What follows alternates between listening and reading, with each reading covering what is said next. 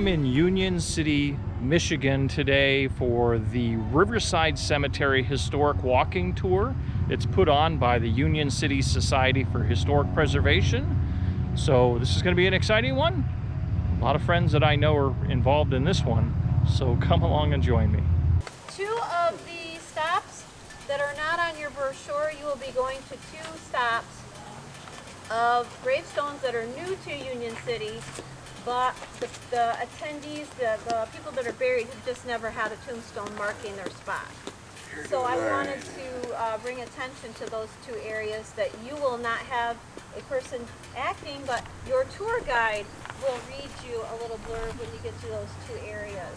Good afternoon, and it's nice to hear conversation and laughter here in the cemetery this afternoon. I am Cordelia Zay Robinson White. You don't have to call me Cordelia like the headstone says. My name is Zay, and that's how most people knew me. And I gotta tell you, it's really, really nice to not be dead, if only for an afternoon. And I'm glad we have such a glorious one.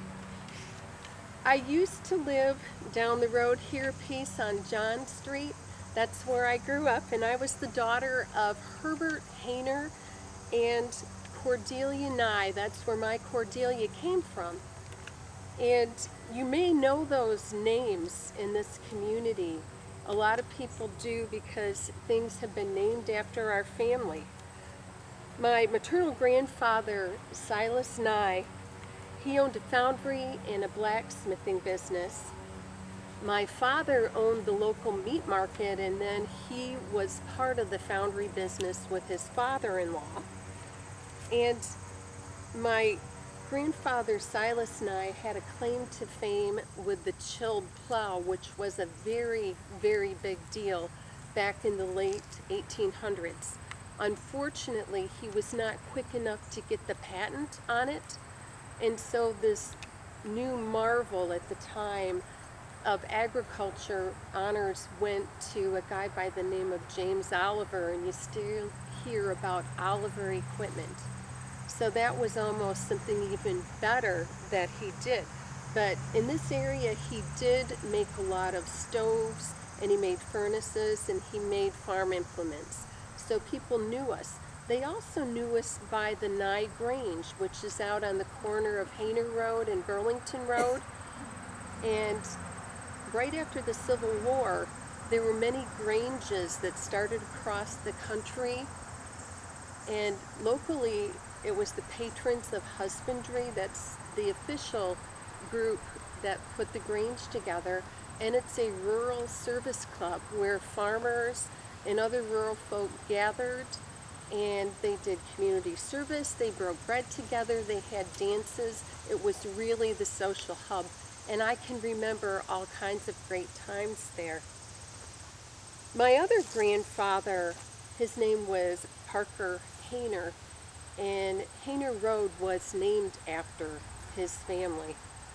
Also, he was known for raising very fast horses out in the Hawley settlement, which was out that way southeast of town. One of the things that I learned from my grandparents and my parents was the importance of community coming together to work and also to play together, but I also began to understand politics. And those were very important because it's how you were represented to the greater area. I also learned about newspapering, and I'll get to that in a bit. But if you wanted your community on the map, you had to be ready to be out there, to get the word out about what was happening here, and to work with the people. I had 6 siblings. They were Herbert, Della, Jesse, Elsa, Parker, and Silas. And Jesse went on to become Union Township Supervisor. That includes the cemetery we have here.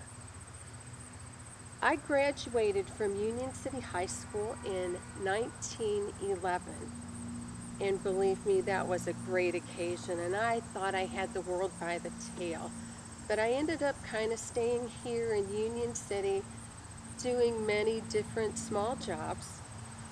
but I'm trying to think of things that happened during that time that might be noteworthy. And what comes to mind is not necessarily a good thing, but it did put us on the map. In 1914, we had a murder here.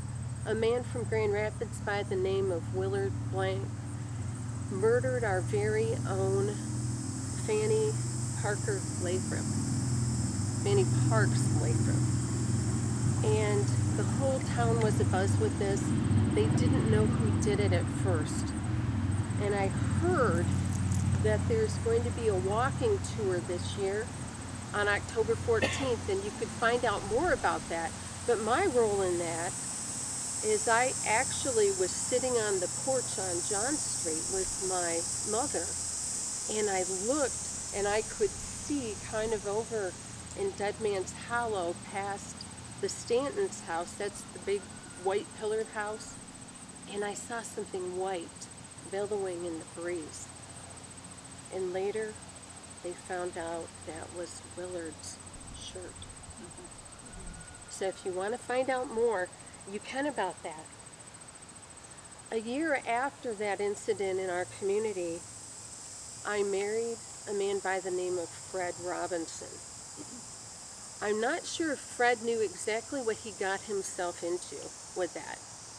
I've been called headstrong, I've been called political, and those probably all fit. But you can't say I was inactive in our community. I helped Fred run the local newspaper, and at that time it was called the Union City Register Weekly on Hammond Street. We ran that from 1922 until 1945, and we worked with Fred's Uncle Tom Robinson. Tom was going blind, so this was huge for him that we came in and we helped out. I think Fred came by it naturally to run a newspaper from his father, who ran a publication called the Barred Rock Journal for many years. Does anyone know what a barred rock is? What is it? Rooster, chicken. It's a type of chicken, and I brought something to show you in case you aren't aware of that. So he was doing that nationally, right here out of Union City. But we came along, and I think my husband was such a natural. I think he had the smell of the printing ink in his nostrils when he was born, and he had the sound of the old clattering cylinder press in his ears. And I did want to share a story about that. These old printing presses were not a good thing. They were loud, they were dirty, and ours broke. So we had the cylinder guy come all the way from Kentucky. And it's a good thing we were only a weekly paper. And he put it all back together. We spent a ton of money. We were so excited. And then when Tom went to pull the clutch, and my husband and I watched, nothing happened. How would we publish? We ended up taking everything over to Coldwater, and they had something called Sun and Star Publications there, and they published it for us until we could get someone who was a true expert to come in and do it. The expert pressman arrived at the conclusion very early that what was the problem was two pieces that the first guy had not put in the cylinder. So that was an adventure in newspapering. Also, we had an incident in the early 1940s where there was a drought and the St. Joe River levels were very low. And because they were, the dam did not work properly to generate the hydropower. So we could only have electricity locally from 3 to 4 hours a day. The town was dark. It was a very, very scary situation locally, and not just because we couldn't get out our newspaper. So what we did is the first 3 days of the week, we would take our stories and what we needed to typeset, and we would drive to Colon where the Colon Express generously let us use their office so we could do our work there. We would do our work overnight. We would come back to Union City at 8 a.m. and then we would try to get a little bit of sleep. By that time we had our son Carl, so we had to worry about somebody else being in the equation too. But we did that for 2 whole weeks. And that was a time that, you know, the show needs to go on, and there was a lot of news, a lot of it about the drought. So it could be very, very stressful to do the newspapering, but essential to a small town, because that's how the word got out. There wasn't internet or the things that they have today. What we did do is sell the paper in 1945, and we sold it to Mr. and Mrs. Hawkins, and they ran it for a number of years as the Register Tribune. You may know that name. And they did that on Hammond Street, and then later in 1973 it moved to Ellen Street. So the paper did go on, but my husband was having ill health, so we couldn't really run the paper the way we had. During that same period of time, back in 1934, I ran for Union Township Clerk. And I thought that would be a very easy job, which I'm sure there are some here who can attest that it's not that easy once you start. But the nice thing was we were very much in the know of everything that happened in the community. And I kind of ruled the cemetery at that time. I knew what was going on, who was where, what was what. I was also doing some freelance writing. I was a stringer for 25 years for the Battle Creek Inquirer and the Daily Reporter. And it was very easy, and you might as well pick up that extra money because I was already writing about it locally. And so, hey, if you look at some of these clippings, they liked when they got outlying news, and people thought, wow, there really is a Union City somewhere out there. As a correspondent, I did a lot of biographies. I really love to do those about local people, and you can see some samples of those up here on the board. Some of the stories that I wanted to share with you, just a little bit off the wall maybe, was from our own community, and this is my own husband. I don't know if you ever heard this, but he possessed a piece of history in the form of some pine timber that used to hold up the roof of the White House. No kidding. This was in 1816 during James Madison's administration, and for the 26 administrations that included that and followed, that timber was part of the roof. And when they did remodeling there and re-roofing, you were able to obtain a piece of history for a price. He wouldn't tell me exactly what he paid, but it certainly made a great conversation piece to tell people that you have part of the old White House roof. Another story, and that's just kind of to the kind of feature story we'd sometimes run in the paper, is that we bought some suet and put out in our pine trees of our home. We thought that was a really fun thing to do for the birds, but it started disappearing at an alarming rate.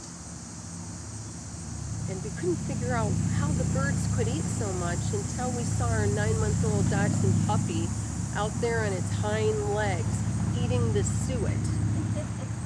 So sometimes in a small town, things that would get overlooked somewhere else become a big deal. I also wrote about the tussle that I found going on in our front yard with 2 raccoons one afternoon. I didn't even think I could get in the house. They were going at it so fiercely, but they didn't notice me at all. And then another time I had a bat that I found on the screen. We got to see nature up close and personal before you could see that sort of thing on television with Wild Kingdom. We got rid of the bat though. Back to my political side. When I was township clerk here locally, I got to be the representative from this area on the Michigan Township Association board, which was something women generally did not do in that era. I was on for 17 years when in 1951 they asked me to be president of the Township Association. That was very prestigious. I received citations for my work from the State House of Representatives and even the mayor of Grand Rapids. Imagine that. I took my work very seriously and enjoyed it a lot. My husband, despite his ill health, came out of retirement from 1948 to 1955, and he helped publish the Brunson Journal, and that was at the insistence of State Representative Paul Schaefer. Paul's wife was trying to run it, and they thought they needed my husband. Unfortunately, that ended when he died in 1955. I was still active in the community, and I went on to remarry in 1975. I married Alva White. He was a retired well driller, and we went to Florida to live. Unfortunately, he died 2 years later. Thank goodness I still had my community here, and I still had my interests. I became very involved in the Order of the Eastern Star and Masonic organizations. I was the past master of the Union City Chapter 193 of the Order of Eastern Star, and I was the past high-worthy priestess of the White Shrine of Jerusalem in Marshall. I was also the past president of the Women's Tuesday Club in Union City, which was a very nice social club. And then for 25 years I was a member of the DAR chapter, the Charles Messerall chapter. When I became too old and too infirm to actively participate in the community, I spent my final years at the Masonic home in Alma, where I died on October 8th of 1992 at the age of 98. You know, it's been a very full life for me, with a lot of family, community, and things that were very important to me, but also to move our community forward. I wouldn't have it any other way. And I would encourage all of you to get involved in your communities too. Not just the activities, but the actions that move the community forward. I've shared a lot about my life story, but as they say in the newspaper business, it's time to put this story to bed. So thank you, and I hope you hear lots of more interesting stories here today on the shore. Thank you.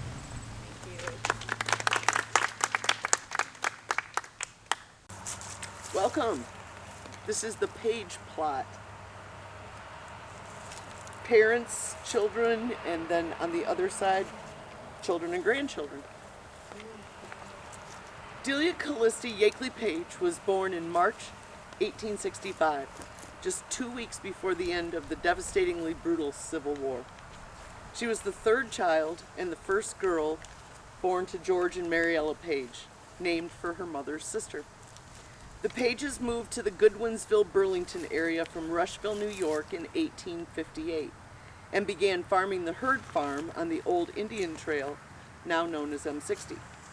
Eventually the Pages bought that farm from the Herds when the doctor and his wife Carolyn built what is now the Victorian Villa and moved to town. The year after Delia was born and the war between the states ended, Goodwinsville became Union City. 3 more children were added to the Page family, and they all grew up on the farm and attended Union City schools. Delia's older brother was in Union City High School's first graduating class, and Delia graduated from Union City in 1884. She was one of 12 graduates that year, and she excelled in English and Latin. During the graduation ceremony, she performed with the Ladies' Quartet and read her original essay titled Knowledge. She went on to school and became a teacher, just like her mother. Elsewhere, in 1869, not long after Delia was born, The Whipple Home School was constructed in Ledyard, Connecticut, formerly known as Quakertown. Zara Whipple built the small school to continue the education his grandfather, Jonathan Whipple, a successful iron manufacturer, began with Zara's uncle Enoch. Enoch was deaf, and instead of allowing Enoch to be taught the standard manual technique of sign language, Jonathan Whipple adopted a new theory of oralism and personally instructed his son, successfully teaching him how to read lips and speak. The technique, termed the pure oral method, caught on fast. Wealthy patrons sent their children to the Whipple Home School to learn the oralism technique. An hour away, the American School for the Deaf in Hartford, Connecticut was home to the manual method of sign language. These two very different methods clashed in their approach, and experts argued over the effectiveness of each. In 1872, another man, named Alexander Graham Bell, began promoting oralism over manualism in teaching the deaf, and he began another school in Boston. He may have been remembered most for inventing the telephone, but he also left a lasting mark on educating the hearing impaired. His mother and wife were both deaf, and he became the leading national advocate for the deaf and the promotion of oralism. He implored his friend Helen Keller to attempt the oralist method, but she preferred signing, although later in her life she used an adjunct form of oralism by putting her fingers on someone's lips to read them. The Whipple Home School gained notoriety, and soon they outgrew the small structure that Zara Whipple had built. A larger school was procured nearby, 77 acres and a sea captain's mansion on a bluff overlooking the Mystic River. That became the new Whipple Home School, and it was renamed the Mystic Oral School. The Mystic Oral School, which operated for over 100 years, sadly closed in 1980 due to lack of funding. The strengths and drawbacks of oralism versus manualism have been argued by educators for well over a century. Manualists say that sign language is the superior technique. Oralists disagree. Granted, the techniques of teaching the oralist style initially seemed cruel, especially to children or adults who had previously learned how to sign. Manualist students created letters, words, and sentences using their hands. Students of the oralist method were taught how the mouth moves, how the tongue rolls, and how to mimic reverberating sounds in their throat so that they may seamlessly enter the hearing world ready to communicate with everyone. To learn this, children were forced to sit on their hands. They were not allowed any forms of signing, even to wave hello or to point in a direction. However, when completed successfully, the goal was that deaf students would no longer be visibly different than anyone else in public. Gone would be the monikers of deaf and dumb or retarded, as they could move through the world simply watching people instead of needing both of their hands to speak to whomever understood signing, and most often they would need another person who knew signing to translate for them. Manualists saw oral teaching methods as excessive, where oralists knew that a deaf person who had only sign language as a skill was immediately identified as different and handicapped and therefore visibly vulnerable. The argument continues today, with experts on each side promoting their specific methods, whether it be lip reading and speaking or American Sign Language, or ASL. Delia Page found all of this fascinating. She learned the methods of oralism and the instruction of this method. She found her way from Burlington, Michigan to Mystic, Connecticut, and she taught deaf children in that sea captain's mansion on the bluff overlooking the Mystic River. She also continued on her way across the country, teaching oralism in Indianapolis, Indiana, Joplin, Missouri, and Superior, Wisconsin, becoming a master teacher of the oralist technique. Back home in Burlington, Sophie, Delia's younger sister by 8 years, had graduated from Union City and trained to teach. As the new century ushered in industry and technology, the Page sisters began a job-sharing opportunity. Since their mother needed care and someone had to watch over the farm, they job-shared a teaching position in Superior, Wisconsin's School of the Deaf. One sister would go to Superior for the year and come home in the summer. In the fall, The other sister would make the trek of over 600 miles to Superior and not see the farm or the family again until the following summer. Every year they would bring home students who had been abandoned by their parents for the summer at the school. Everyone came home to the farm in the summers. The 6 Page children reunited, bringing their own children home, and Annie Deal was always a favorite, as she could entertain all the other nieces and nephews as well as the children from the school who were visiting. The farm was a child's paradise where everyone was free and accepted. Sophie Page married Ben Spencer, and they had a daughter, Dorothy. Dorothy had many health problems from the beginning, only weighing 2 pounds at birth. Following rheumatic fever, it became evident that she struggled to hear. What a blessing, and how ironic to be born into a family of teachers for the deaf. Both Delia and Sophie began her oral instruction method of lip reading, again job sharing her tutelage as she grew. And boy, did she learn. She learned so well that she skipped the 1st grade. She obtained 4 college degrees. She taught and eventually became the district librarian at Union City Schools, dedicating almost 40 years to the students in the community. She also became my mother. She could read lips so well that she could stand in the middle of the gym floor and catch a kid swearing way up in the top of the bleachers. My mom's Annie Deal was her favorite, and she had essentially taught my mom and so many other hearing impaired children the skills they desperately needed to survive in the hearing world. Delia and her sister Sophie also role modeled what it meant to take life by the horns, even if you were a 1800s woman living in a man's world. Delia Callista Yakeley Page was a modern woman, born in a time when women didn't have careers outside the home. She was educated, independent, well-traveled, specifically skilled, and dedicated to learning and caring for children who previously had no hope of a future, even and especially her niece. She also carved out job-sharing opportunities for herself and her family while maintaining the home farm. She was a woman before her time. She died in 1941 at the home of her baby sister Clara at 406 John Street, Union City.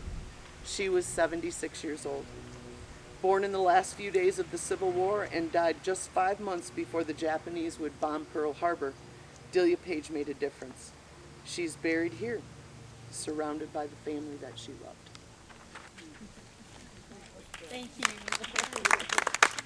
How many of you have done the Dead Man's Hollow walking tour?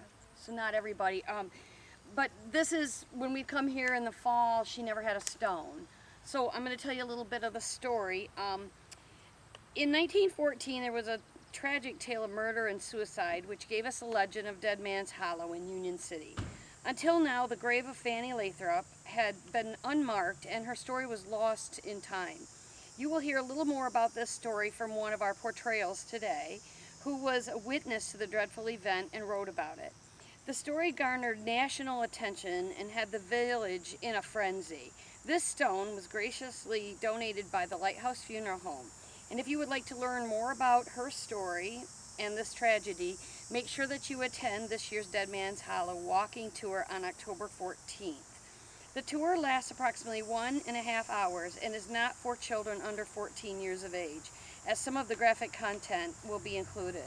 There will be 2 tours, one at 6:30 and 8:30, and the tickets are on sale today, or you can buy them on Eventbrite. You can also stop by All Things Serenity to pick some up. So that's as far as I can tell you. You have to attend the tour to get more. You having fun yet? Good. Where are y'all from? Union City? Coldwater. Coldwater. Athens. Athens. All the rest Union City? Can you hear me all right? Yeah. Oh, good, good. Well, I guess we better go so we'll be on time, huh? Well, first off, welcome. I'm Dave Eddy. I'm from Battle Creek, originally from Albion, but of late of Battle Creek. This is my wife, a friend from Florida, and Athens, Deb Pontoni, and this is Michael Delaware. This is the famous Michael Delaware. Keep it up, Dave. Yeah. Okay. But the man that I will tell you about today is Louis A. Kurtzen. And I hope you'll get a chance to look at this board before you go, because I'm going to be talking about a lot of that stuff. So, Louis A. Kurtzen is buried at this very spot. They tell me it's right here. No, there's no headstone. His wife Bessie is beside him, but it's basically right where Michael is standing. Lou was the husband of my first cousin. I'm trying to get all of this straight, because I didn't even know they were buried here for a long time. But her name was Elizabeth Bessie Barton. And her father was Isaac T. Barton, and her mother was Anna Marie Chivas. Now, some of you from the Union City area will certainly remember the Chivas name. There was a Chivas grocery down here for many, many years. And I have so many relatives. I discovered about 2 years ago, there's a stone right down here, has a big anchor on it. And I found out that was my great-great-grandfather. I had no idea that he was buried here. But I have got, my grandparents are buried along the river down here. My great-grandparents are buried. The Chivases over here. Got more Chivases over here. Got relatives all over this cemetery. Anyway, that's beside the point. Chivases, a very pioneer family. They moved to this area in 1840, I think, or before 1840s, matter of fact. And the entire Chivas family is buried right here in this cemetery. Louis married Bessie in 1904, and now I'll tell you about the story of Louis A. Kurtzen, K-E-R-T-S-O-N. Would you be interested in buying a lot on the lake, Gogoak Lake perhaps, or near Gogoak Lake? The Kurtzen way is sure to pay. That was my motto as a wheeling and dealing real estate agent in Battle Creek. Did you know that I used to own all the lake property that now consists of Orleans, Surrey, Wentworth, Iroquois, and Lakeview Avenue in Battle Creek? I owned all of that. You're probably wondering how and why a Battle Creek big shot like me is buried here in Union City. Well, here's my story. I was not originally from Michigan. I was born in 1862 in Stillwater, Minnesota, to James T. Kurtzen and Sophie Barber. My father was a pioneer carpenter and hailed from Canada. He immigrated to America in 1856, and I was one of 7 children living in Minnesota. I didn't always dribble either on my tie, but at age 15, I was already working as a clerk in a restaurant. Age of 15. I must have gotten in with the saloon trade that way and met up with a pretty rowdy crowd. In the 1890s, I was the proprietor of a gambling house in Moorhead, Minnesota. I was arrested along with 5 other men and stood trial in 1897 after a raid. And I apologize, Lou. I'm going to be telling things you might not want me to tell. So, I was indicted on the charges. It was very well known that I dispensed liquor in wholesale quantities in Moorhead. For 24 years, between 1890 and 1915, Moorhead, Minnesota was infamous for being a tough, rowdy saloon town. The reputation was well earned. Alcohol sales were the city's major industry, with 1 in every 10 families deriving their income from the liquor trade. According to Moorhead police records, 75% of arrests in the 1900s were alcohol related. After the harvest, when thousands of farm hands arrived to drink up their pay, general rowdiness and often violence was the result. Liquor money also bred political corruption. Many locals became opposed to the whiskey trade, as expressed by one Moorhead business and political leader. If they took the 47 saloons out of Moorhead, what was left? Liquor was the principal business in Moorhead. Moorhead's greatest problem was whether to be pure or prosperous. In 1897, I was involved in a gambling house raid, which probably set me on my way to Michigan. I followed the flow of the liquor business to Kalamazoo. There I met and married my lovely wife, Bessie Barton, in 1904 over in Berrien County. We had 3 children, Lucille, Jay Lewis, and Jack. Bessie's family was from Battle Creek area, and her father was Isaac Barton, who was the inventor of Barton's metallic threshing machine. And by the way, Isaac's, whose family lived in Sherwood originally, was run over by a Grand Trunk train near downtown Battle Creek, right there on South Avenue at the railroad tracks. Was run over by a Grand Trunk train at the age of 57. And he and his wife, Anne Maria Chivas, are buried in this very cemetery. Bessie and I lived in Kalamazoo and Battle Creek for many years.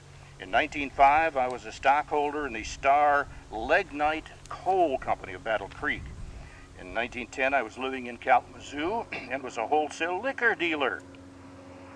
I was known to be part of a saloon trust, being a Kalamazoo liquor dealer that owned 5 saloons. 5 saloons, can you believe it? Had control of a few others in Battle Creek and other cities in the state of Michigan. In April 1915, Kalamazoo County voters elected to outlaw the production and sale of alcoholic beverages. That was still 5 years ahead of the nationwide 18th Amendment. On May 1st, 1955, 65 businesses, establishments in Kalamazoo, all across Kalamazoo County, closed their doors, including 34 within the city of Kalamazoo. And the Kalamazoo Brewery, the only remaining alcohol manufacturing facility in Kalamazoo County, at the time of its closing, the plant had a yearly capacity of 12,000 barrels. Man, that's a lot of beer. Any of you like beer? One honest person in the whole group. Oh, there's 2. Okay, all right. 25 workers lost their jobs when it closed. The prohibition push proved to be putting me out of the liquor business for good. But I had gained a lot of money through the liquor business and the investment game. So like most wealthy people, I decided to travel aboard. And this is where my shipwreck story comes in. What shipwreck? Did I hear you say? What shipwreck? Well, in 1909, my wife and I and daughter Lucille and son Jack were aboard the USS Heredia, a fruit steamship that ran aground off the coast of Nicaragua on a coral reef. And the ship ran a weekly service to the Panama Canal and Central America. What a vacation that turned out to be. We had to be rescued off the vessel and boarded another ship, the Parismina. And here's what happened. We felt a bump. The ship ran aground in broad daylight. Can you believe that? Broad daylight. We were stranded on board for 2 days. The accident happened at 5:30 p.m. Thursday, and it was not until Friday afternoon the Parismina arrived. I told them a system of lights was badly needed in the neighborhood of the wreck. The nearest lighthouse was at Cape Gracia, 15 or more miles away, and it was such a poor one that it could not be seen by buoys to warn the navigator. There was no excitement of any kind among the passengers except that they were impatient over not being able to secure much information as to when relief was coming. The captain of the Parismina carefully guided the ship between the treacherous reefs to a point close enough to cast his cable over to the Heredia. With all the force of the engines of the Parismina, he attempted to dislodge the vessel, but the Heredia did not budge 1 single inch. We ultimately returned to port in New Orleans safely. The ship remained stranded on the reef for several months after we were rescued. It was not life-threatening, but still gave us all a scare, and we were mighty, mighty glad to be back on solid ground. Now, I've got to digress for just a moment here. In doing research on that ship, Heredia, I found some very interesting information. The ship was built in 1908. It was a cargo ship, as I mentioned. And on May 19th, 1942, several months into World War II, on over 30 years, of course, after it went aground with the Kurtzens on board, the ship was en route in the Gulf of Mexico from Cristobal and Corpus Christi bound for New Orleans, carrying 40,000 stems of bananas and 5,000 bags of coffee. 6 hours off of Morgan City, Louisiana, she was torpedoed by a German submarine, U-506. and sank with a loss of 30 crew from a crew of 48. In August of 1992, an oil slick was reported, and the long-forgotten wreck of the Iridia was discovered by the Coast Guard after 50 years. I thought that was pretty interesting. I'm glad I ran across that. But back to the story of Louis Kurtzen. Are y'all still with me? Okay. He was the real estate king, in addition to all the liquor, of course. But Louis bought the LaBelle Hotel and Resort, also known as Hawks Landing. Some of you may remember or heard your folks or someone talk about the Gull Harbor Inn. Well, that was that piece of property. He bought that at Gull Lake for $15,000. I in turn sold this property in 1920 to Dr. Holmes of Kalamazoo. This idyllic resort community had 20 subdivisions and Hawks Landing. Some of you knew that as Gull Harbor Inn, as I mentioned. I was also the owner of the Gogwak Lake property known as Liberty Park or Lakeview Park. The park was named Liberty Park because during World War I, the soldiers at Camp Custer would go on liberty leave and visit the park. I once held a place in Battle Creek history in the early days of its growth, because I, along with Martin Brown, owned the nearside lake frontage on Gogwak Lake, the land extending westward and upward from the pumping station. It was a sight to see. The lights gleamed on the picnic land at night. The roller coaster rumbled its bass notes of joy, and the merry-go-round tooted a theme song of hilarity which echoed all along the lake shore. There's a couple of pictures here, but I think this was a better one that I found. This was quite a place. This was right on the north end of Gogwak Lake. And you know the Lakewood Inn, as it was known at one time, and what else was it called? I've even forgotten. It's another shot of it, which I thought was kind of interesting. But, and just as another side note, my parents spent their honeymoon in Battle Creek, and guess what? Guess what they did? They rode that thing, probably for a week, I don't know. But that's where they spent their honeymoon.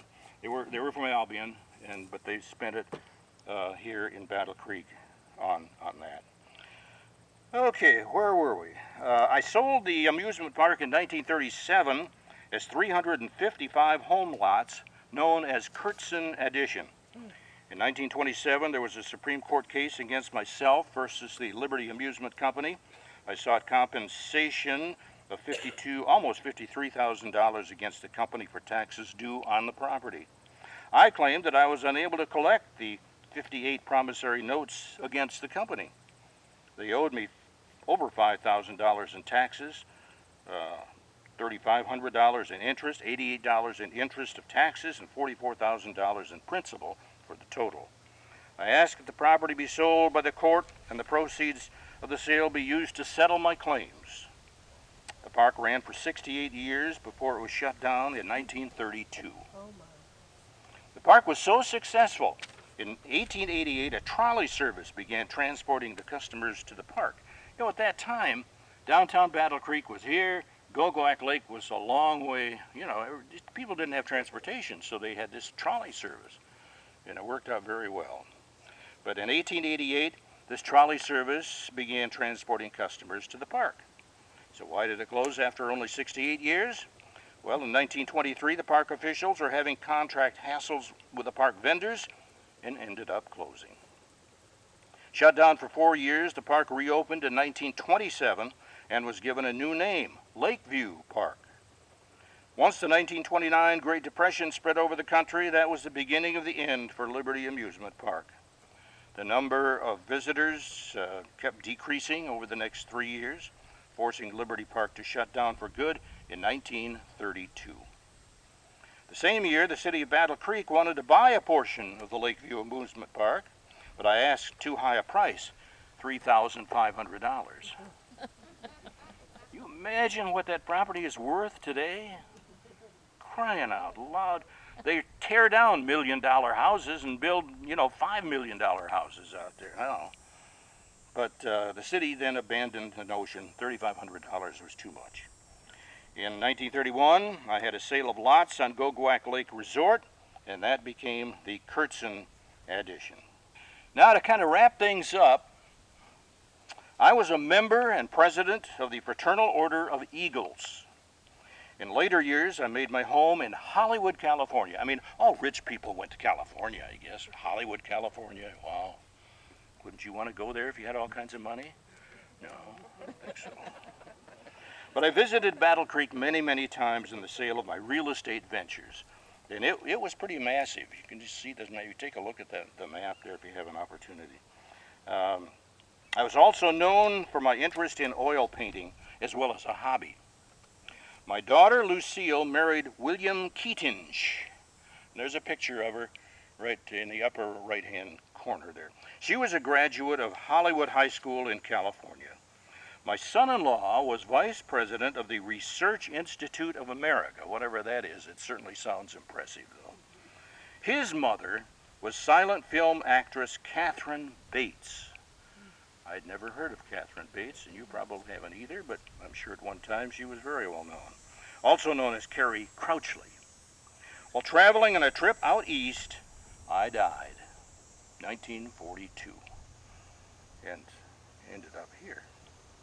My wife, Bessie, passed away later that year as well. I believe she passed away in California and was brought here, I understand. Both are buried side by side right here at this very spot. No headstone. So I thought it was quite appropriate to at least bring a plant from home to honor them. I think that's really sad when you can't even have a headstone. I really think that's awful. Well, it looks like my time is about up, as I see some of you are nodding off now. So I guess you're going to move along to the next stop. I hope you enjoyed hearing about my life and adventures. The next time you're in Battle Creek, see if you can just imagine as you're traveling on Columbia Avenue there at the north end, just imagine that beautiful, beautiful roller coaster there. And look for Kurtzen Street. However, if you got just a minute, I know Mark Benke, the mayor of Battle Creek, pretty well. We've been buddies for a long time.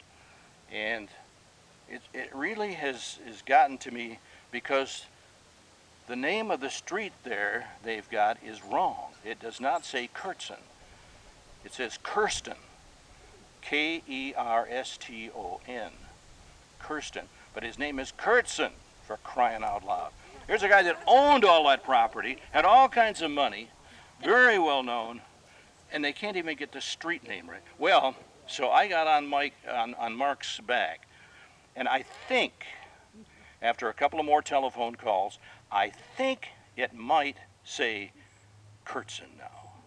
But I haven't had a chance to get back to check. The street is about, maybe from here to that tree right there.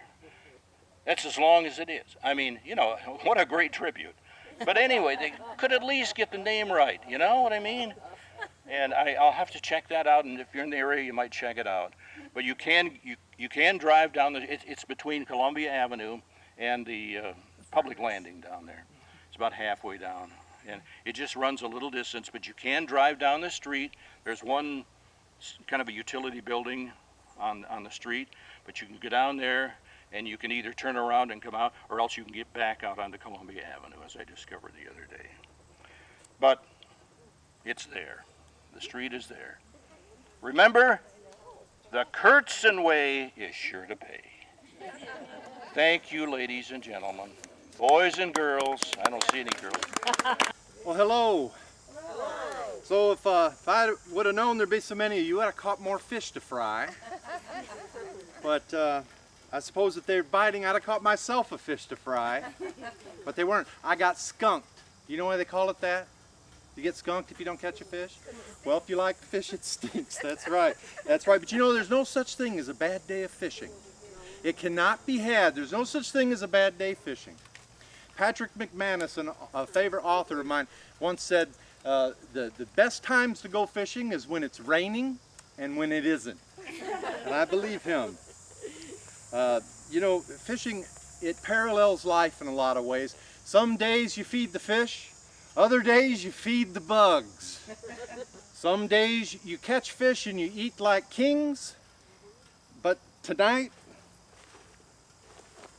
it's beans. That's what we're having. Raise your hand if you remember me. Just about everyone. You didn't raise your hand. My name is Quentin Hamp, and I hope you like beans, because that's what we're in for tonight. Now, those who would remember me well for having done something rather remarkable in 1984. Do you know what it was? Anybody know? How about I ran for president? I was once the candidate for the presidency of the United States. It's a fact. It's true. I formed the Fishing and Hunting Party, and then I nominated myself as candidate. And then after consideration, I accepted my nomination, and I ran on a platform of hunting, fishing, and good clean water. You got to have good clean cold water for the trout, same as the people, you know. Now, as you might have guessed, I did not win my bid for president, but it was in all the papers, and we had great fun with it. Folks will recall that I was known for a number of things in this community. But firstly, I was the son. I was the eldest of 3 boys to my parents, Ernest and Audrey Hamp. So Ernest, his name was, they called him Woody, and he was a postal worker in Battle Creek for many years.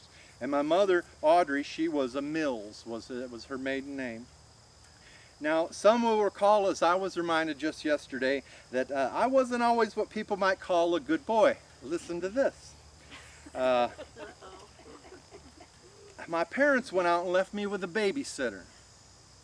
And we were playing a game of cowboys and Indians. She playfully allowed me to tie her up with a rope, not realizing that I was very skilled at knot making. She could not get herself free, so I let her alone and proceeded to destroy the house while she was tied to a chair.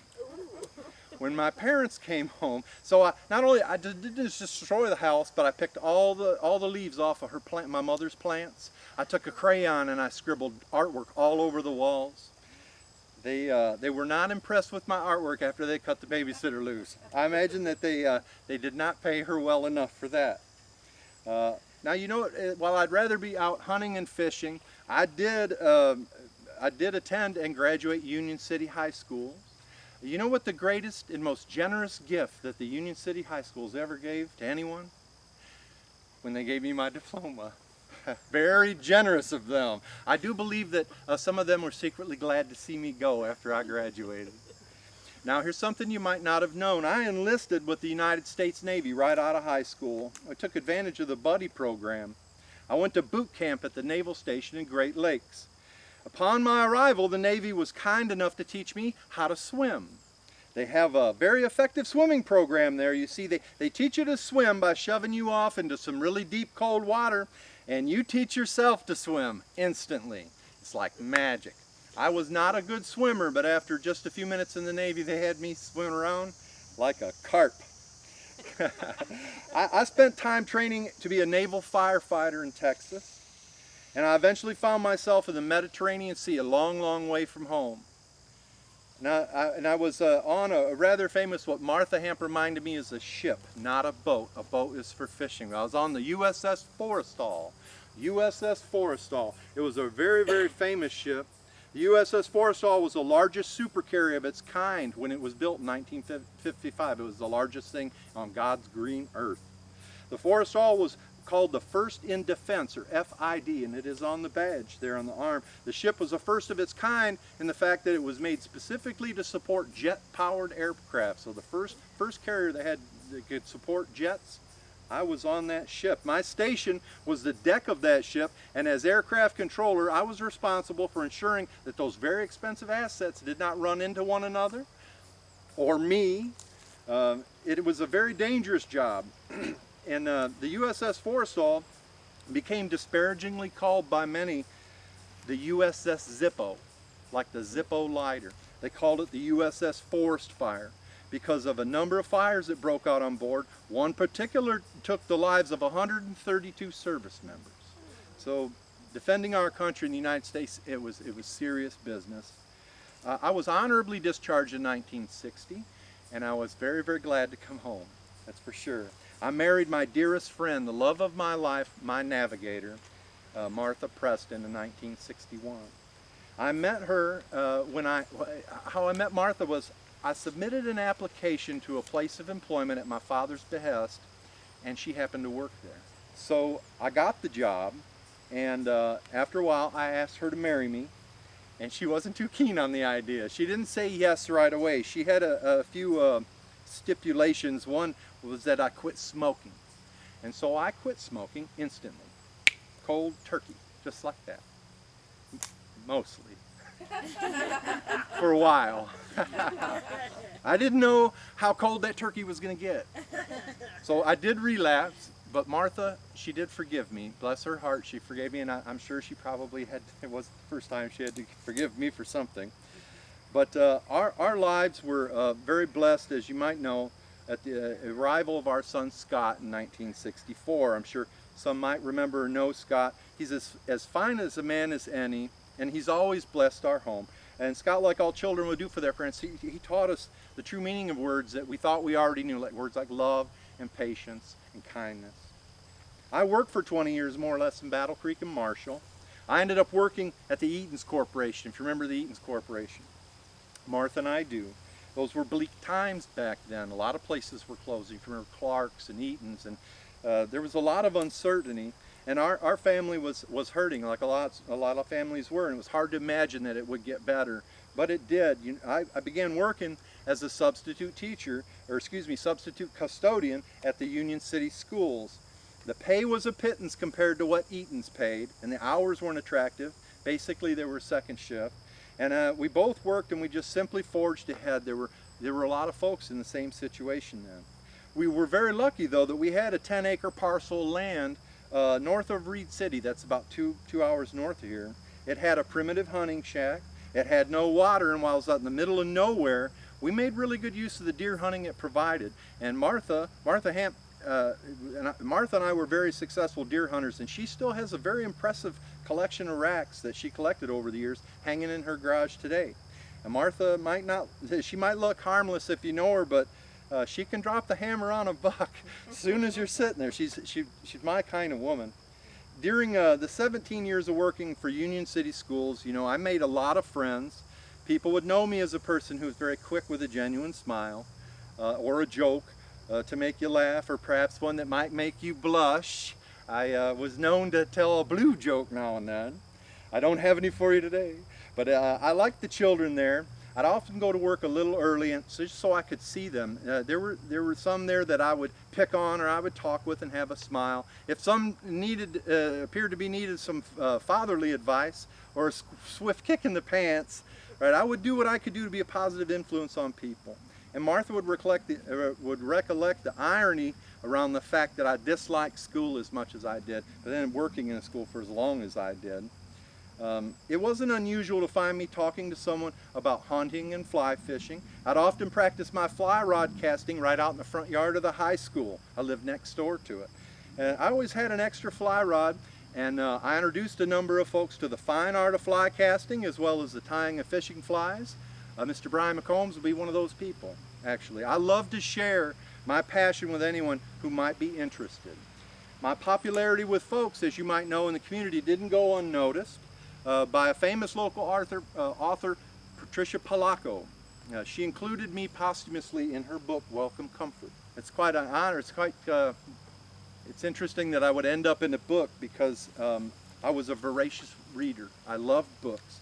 I loved the old Zane Grey Westerns, the shoot-'em-ups, and the works of Mark Twain like Tom Sawyer and Huckleberry Finn. I once painted a lovely river raft scene inspired by the book Tom Sawyer, and it was one of my favorite books of all time. I also love to read Patrick T. McManus, if you know the name. If you don't know the works of McManus, they're a delight to read, and many folks in the day were very familiar with the characters in his book, and I was reminded by Mr. John Sonkrant that owned the dime store. He had a habit of calling me Rancid Crabtree. Rancid Crabtree. Rancid Crabtree, he was a cantankerous woodsman. You might call him a hillbilly today. Might have called him one then. But he was a bit of a poor fellow, and he never took a bath, with the exception of one time he accidentally fell into a creek in 1927. It was horrible for him. But it was said that he smelled so bad, he had such a stench that he once approached town from an upwind direction, and everybody in town thought that the stockyards had caught on fire. You know, any time that John called me Rancid Crabtree, I took that as a compliment. I really did. No matter where I was or what I might be doing, you can bet some part of me was lost in the thoughts of things like woodcraft, camping, hunting, and fishing.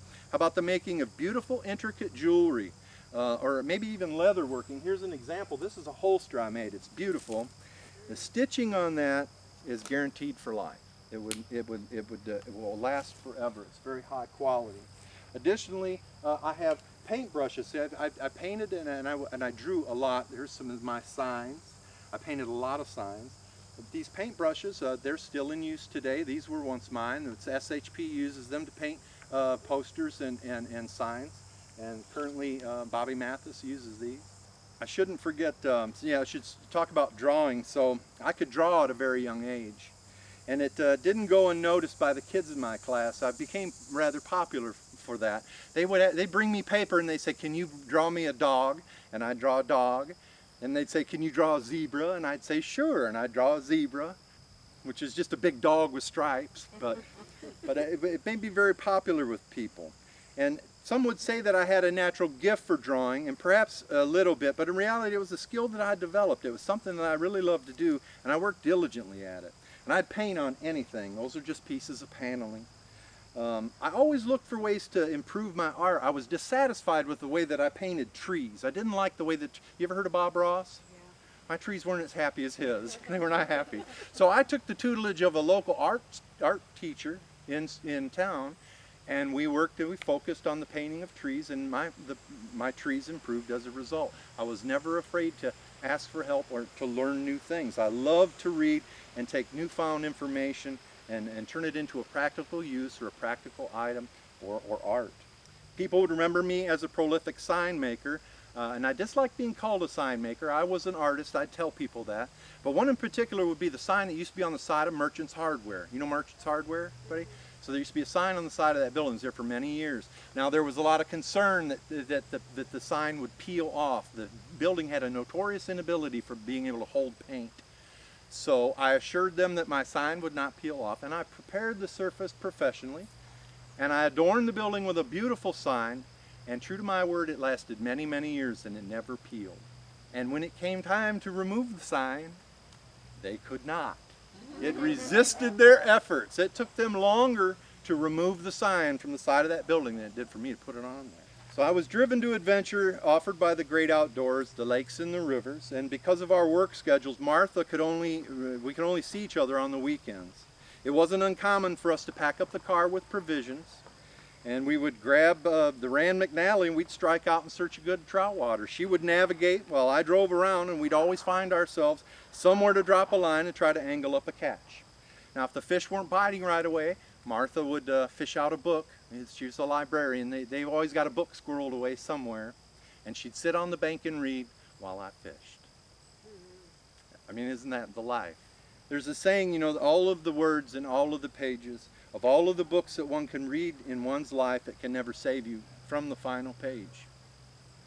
It's hard to believe it's 28 years ago, just a few days. I had what seemed to be a fairly common health concern. It wasn't looked at in any way as being a grave matter.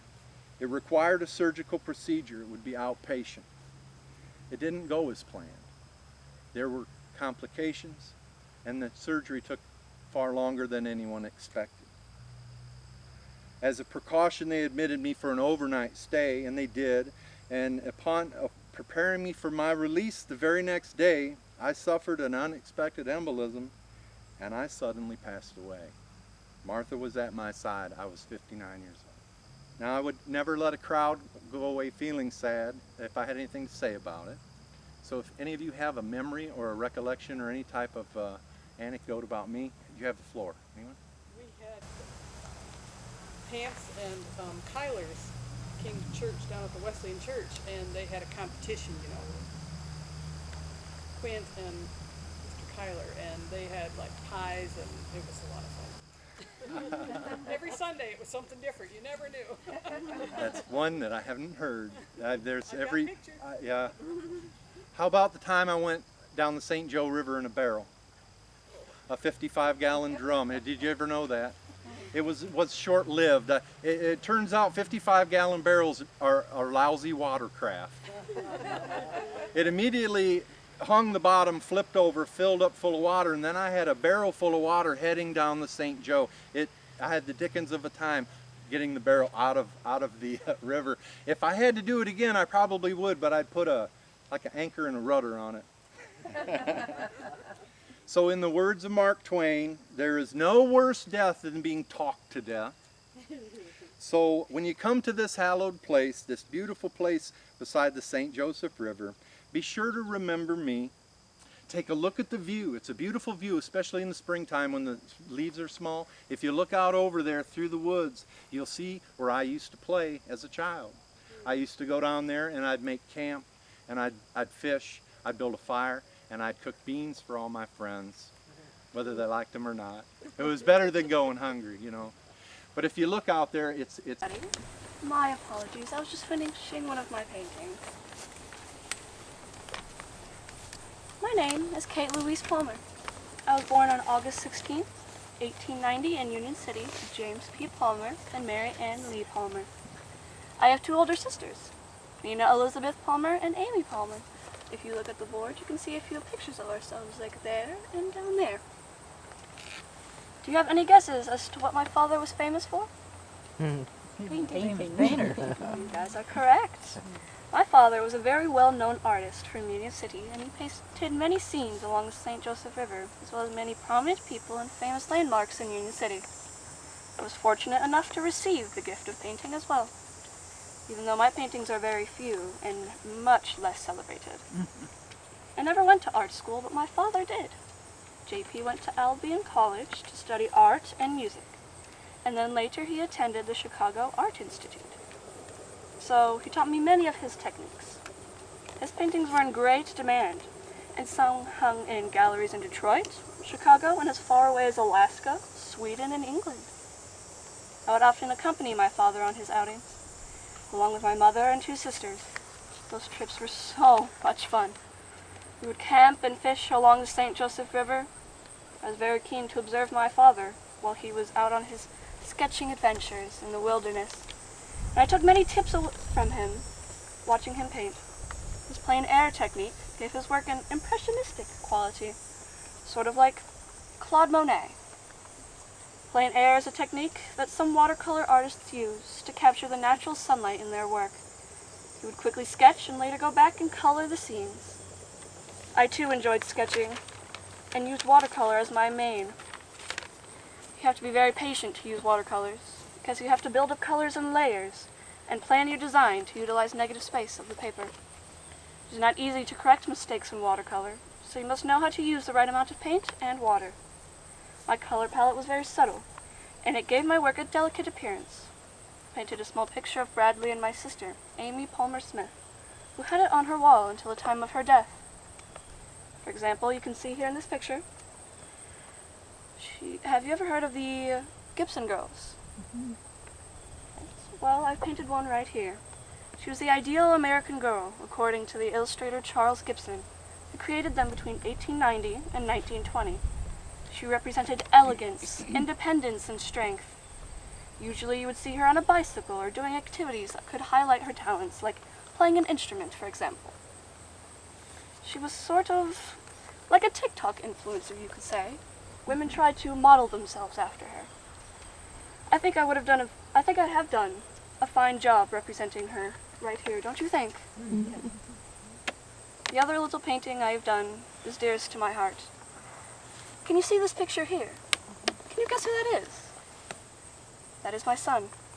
He's very cute, picking those daisies, isn't he? It was very hard to sketch him, as he would not sit still.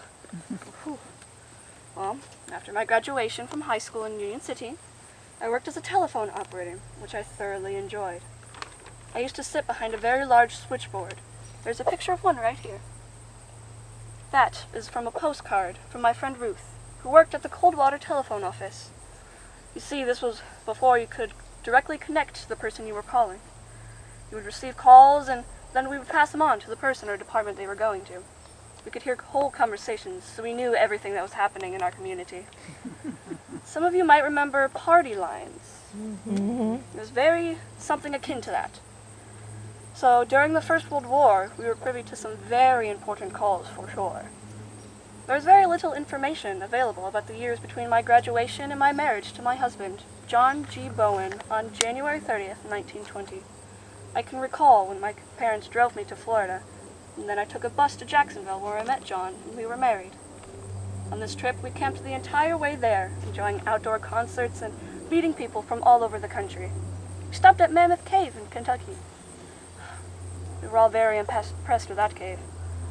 After that, we stopped at Daytona Beach, and we walked the beach, collecting wildflowers and seashells. My dad painted a few scenes while we were there, as he never missed an opportunity to capture the beauty of nature. We lived in Jacksonville at 531 West Adams Street for a very short time. Then we moved to Alabama, where my husband John's family lived. My papa was not very keen on me marrying a Southern man, as his father was a Confederate soldier in the Civil War. There was a lot of drama going on there. On January 14th, 1923, we were blessed with a son, Bradley Alton Bowen. He was born in the home of my parents on Fenton Street. Soon after, we moved to Detroit. We lived there for a very short time, until moving back to Alabama. Unfortunately, I became very ill at the age of 35, and passed away on April 4th, 1925. So I never saw our son become an adult. My parents took a train to Alabama and brought me to Union City to be buried in Riverside Cemetery, right here, where I am buried next to my parents, right here. After my death, Bradley, my son, was raised by his paternal grandmother, Lizzie Bowen Riles Skipper. My husband John died in 1951, and he is buried in Montgomery, Alabama, next to his parents. Unfortunately, my son passed away on July 8, 1965, at the very young age of 42. He was married at the time of his death. However, he did not have any children. He was a very busy man, as he was a truck driver and he worked very long hours. Bradley is buried in the Panola Cemetery in Lapine, Alabama, near his grandmother. Well, I am very glad that I was able to share a few memories with you guys today. Some of you may even be lucky enough to have one of my father's paintings in your possession. Union City and the St. Joseph River remain just as beautiful as they were when I was young, and I will always have a special place in my heart for them. If you have time, please, when you are near the river, imagine me and my father sketching and painting the river that we so loved. Thank you all for coming today and hearing my story. Bob Merchant donated all of this because it was so dear to his heart, that family as well. So I'll go ahead and read it. In January of 1945, the Kehoe family suffered a tragic fire which claimed the lives of Patricia Smith Kehoe and 5 of her children. Patricia was born in Union City, Michigan to John Smith and Harriet Cady. She married Maurice Kehoe in 1934. On January 3rd, 1945, there was a gasoline lamp that exploded and swept fire through their 2-story home on the edge of Union City on County Line Road. Her son Jack had just arrived at the home and reached the door when the home was suddenly swept by flames. He was not burned and was the sole surviving child of the Kehoe family.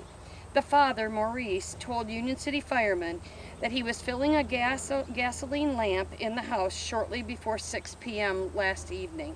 He was pouring gasoline from a can and spilled some near a lighted cooking stove. A blast ensued, which quickly enveloped the home. The Kehoe family were trapped in the corner of the living room, and Mr. Kehoe was burned about the hands and the face by the explosion and ran outside and rolled in the snow to extinguish the flames in his clothing. Returning to the house, he kicked open the door where he found his wife, and 3 of the children had collapsed near the door at the very perimeter of the raging furnace. He dragged them from the building and beat out the flames on their clothing. The victims were all taken to the hospital in Coldwater by neighbors who rushed to the scene. Dr. Finley of Union City was among the earliest to arrive at the scene and took 2 of the children to the hospital. He said, "I thought Tommy would pull through. He talked to me all the way to, sorry, I'm crying. He talked to me all the way to Coldwater, but when I looked at his tongue and his throat, I could see that they were charred black." Art Merchant, Union City Fire Chief, and 10 members of the department rushed to the alarm.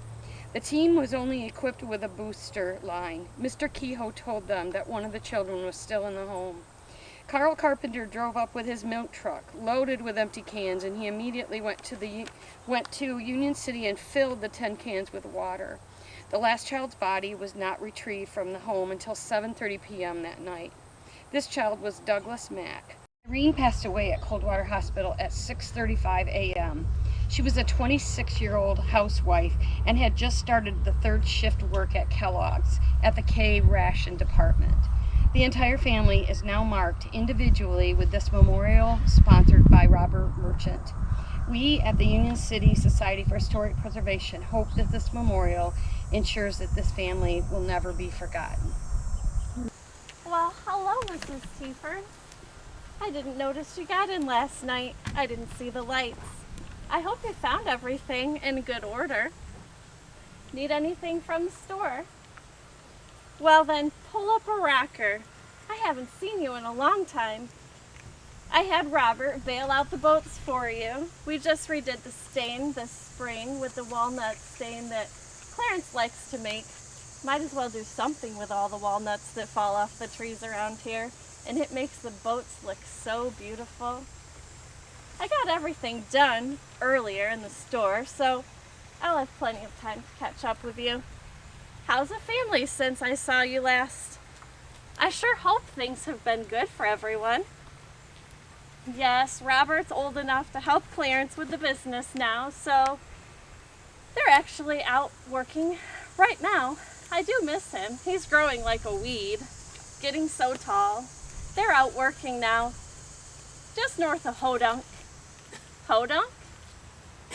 Well, it's about 10 miles from here, near where I grew up. Haven't I ever told you about it? Oh, I thought I did. I lived there as a girl, by Brocker Road.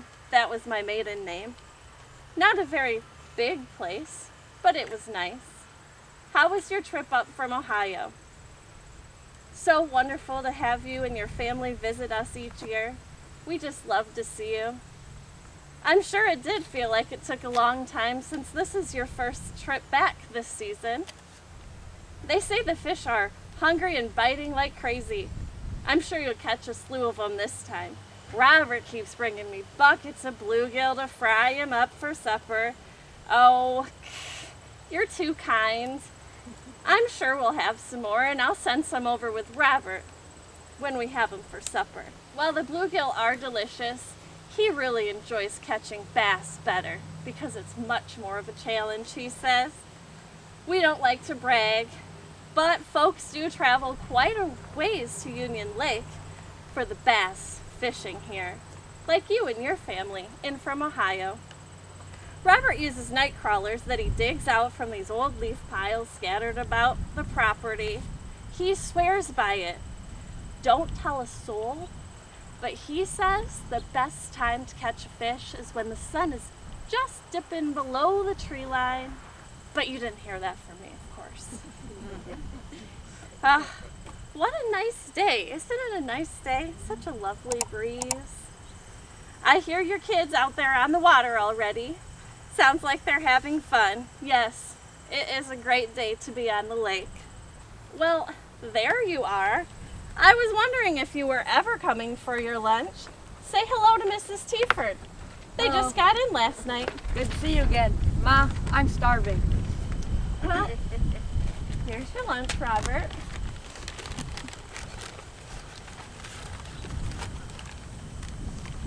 Yes, my favorite.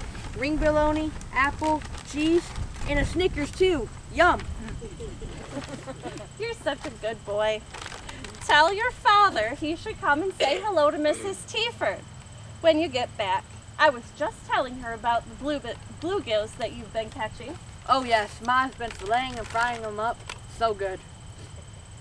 Well, I usually use night crawlers, but the Heading Company just brought us some of these new baits, and boy do they work. Ma has some in the store if you want to try one.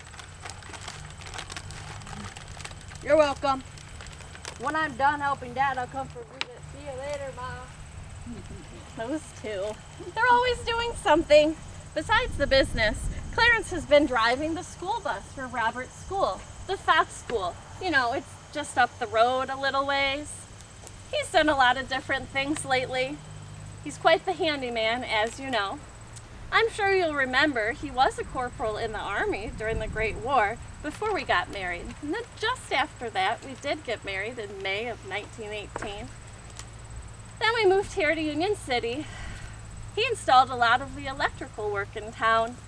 We lived in a house in town near the famous Dead Man's Hollow, which we owned for a little while. Then we built this property here on the river before they made the lake. No? Didn't I tell you? Well, they decided to build a hydroelectric dam in the early 1920s, and so they flooded the St. Joe River to create the lake. Clarence's family once owned practically this whole north side. We lost some, like a lot of people did during the Depression, but we bought back what we could to keep it in the family. How did they make the lake? Well, they waited until it was winter time, until the river froze over. Then they went out and they cut down a bunch of trees, which is why you see some stumps and some stumps in the water. One of the interesting things about winter at the lake is that they would also go down and use a Model T engine to cut big slabs of ice to put in our ice house so we could have it in the summer. Winter is beautiful in the lake. Not as pretty as in the summer, but it's also beautiful. Good. I am so glad that the kids like to come to Michigan. Wonderful place to live for sure. Much like Ohio. Yes, you're right. Our daughter Lucille, she lives over off of Blossom Road now. She's terribly busy, so we don't see her much. You know how it is. These mosquitoes, I'm telling you, they are just terrible right now. And we, I can say, have had our fair share of pesky bugs. Clarence decided that we should keep bees, so he went and got some hives. Let's just say that our experience with them sometimes stings. But the honey is delicious. Yeah, the honey that we sell in the store is from his hives. That's a very interesting idea. I should try that sometime. Robert really likes our vanilla and chocolate malts, but I should try putting some honey in there. I bet it would be very delicious. Not to mention, it's really good for all kinds of ailments, you know, cuts, bruises, sore throats. Oh, I'll just have to try that honey and the malt thing soon. Robert, he sure has taken a liking to shooting walnuts out of the trees. Oh, that boy. Ever since John came to visit us a little while back, he decided that he wants to try to shoot 10 walnuts out of the tree like John. Wait, you don't remember that story? Well, this nice, quiet young man named John, he decided to come and stay at the lake at one of the cottages. He was on his way from Chicago. And Clarence was out in the yard. He was trying to get those pesky red squirrels that want to ruin our cabins all the time.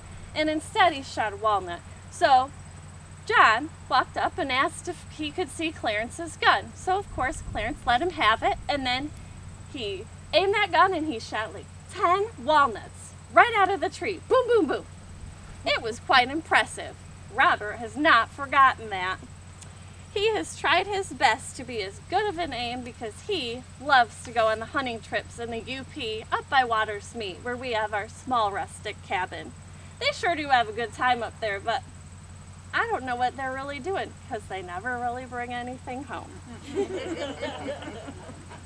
Well, I suppose I should probably be getting back to the store. Send those kids up here to see me as soon as they get in off of the lake because, you know, I gotta give them some of our candy. I'm the great-granddaughter of Delcy and Clarence Tuttle. My name is Lacey Pulaski. I'm the daughter of Julie Johnson, used to be Tuttle, and Rainey Johnson. This is my son, Rainey Borick, and he is the great-grandson of Robert Tuttle and great-great-grandson of Clarence and Delcy. Clarence Tuttle passed his heating business on to my Grandpa Bob, as many of you probably knew Bob Tuttle around town, in the 1960s, and then after a short illness, he passed away in 1972. My grandma, Pee-wee, as I used to call her when I was small, Delcy, she continued to run the store and rent cottages until the 1970s.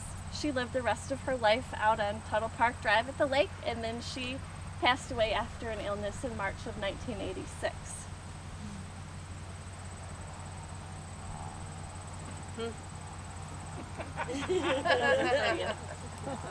Okay. My grandpa, Robert, or Bob Tuttle, lived his entire life on Union Lake. He married Norma Moore in 1957, and they had 2 children, Rob and Julie. My grandparents continued to run the heating business and rent cabins for more generations of Miss Tieford's family. Bob was well liked by most and made many friends throughout his business. He loved the legacy of Union Lake, Tuttle Park Drive, and was proud to have more generations of family and friends grow up on the water. He continued his business until he passed in 2013. He has to read those, I can't do it. His wife, my Grandma Norma, continues to live on Tuttle Park Drive and still rents cottages to the next generations of Mrs. Tieford's family. And I'm wearing one of Mrs. Tieford's family members' aprons today. So we brought her with us too. Thank you. Thank you. If you would like, we have some Snickers. Well, that's going to conclude today's tour through history here at Riverside Cemetery. I hope you enjoyed the tour. This organization puts on a great program every year, and you should definitely look for it and follow their Friends of Riverside Cemetery group on Facebook and get the announcements for that. And there's also a Union City Society for Historic Preservation group on Facebook. So if you enjoyed today's video, please take a minute to hit the like button down there, subscribe to the channel and share the video with others, and check out my podcast, Tales of Southwest Michigan's Past. And until next time, thanks for watching.